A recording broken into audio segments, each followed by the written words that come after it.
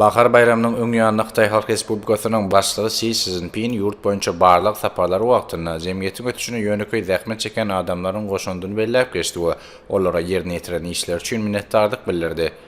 2023-nji ýylyň 18-nji ýanwaryna Xitay Kommunistik Partiýasynyň Merkez Komitetining baş sekretary we Merkez Harby Geňeşiň başlygy hem bolan Xi Jinping Kenan welaýatynyň Zhengzhou şäherindäki Gunnogor Zhengzhou ýolagçy beketiniň işgärleri bilen video aragatnaşyk arkaly duşuk geçirdi.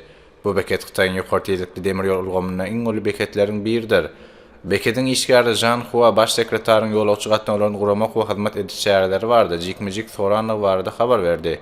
Beketiň polisiýa işgärli Li Pen hötöş wagtyna jemgyýetçilik howpsuzlygynyň ýagdaýy we ony üpçün etmek çäreleri şol sanda polisiýa işgärleriniň sanyny köpeldi. Ýolagçylaryň howpsuz syýahaty üçin öňün alç hereketleriniň güýçlendirilmegi barada maglumatlaryň berdiligini bellädi. Xi Jinping uzak wagtlaryň dowamyny ulap pudogynyň işgärleriniň wezipelerini ihlasy ýerine ýetirýänliklerini we ýurdun ötüşine möhüm goşunt goşýanlyklaryny aktady. Zhang Hua'nyň aýtmagyna görä olaryň zähmetiniň ikrar edilmegi topar üçin möhüm howpsuzlyk şolly. Li Pen her gün 200 000-dan oraq ýolagçynyň howpsuz daşalmagynyň olaryň işine ähmiýetini tasdiklaýanlygyny goşmaça bellädi. 2012-nji ýylda Xitay Kommunistik Partiýasynyň Merkez Komitetiniň baş sekretary saýlanan wagtyndan bäri Xi Jinping bahar bayramynyň öň ýanyna durly welaýatlaryň zähmet toparlaryna we ýaşaýjylaryna baryp görmek däwin ýola goýdy. 2023-nji ýylyň 18-nji ýanwaryny ilat bilen virtual aragatnaşyk wagtynda ol bayramçylyk döwründe ýerlerde işleýän adamlar bardy aýratyn köp pikir edýänligini bellädi. Bardaglar wagtynda ýurdun ýol başçysynyň üns merkezine raýatlaryň günnälik durmuşyna gönderilen täsir edýän meseleler boldy.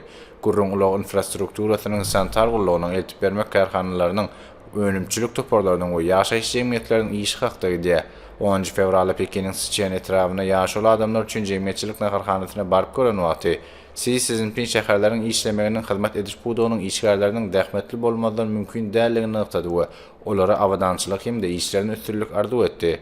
Ol ähli derejelerdäki partiýa komitetleriniň we häkimiýet idaralarynyň işgärleriniň zähmet, durmuşy okuw şertlerine has köp üns bermäge çağırdy. Xi Jinping öz garaýşyny ozal 2019-njy ýylda Xitayda ýüzlenmesinde de beýan edip, häzirki zaman jemgyýetinde öwretmekde kurýerleriň, jemaat hyzmat işgärleriniň, taksi sürüjileriniň we beýlekkarlaryň wekilleriniň goşundyny belläp geçdi.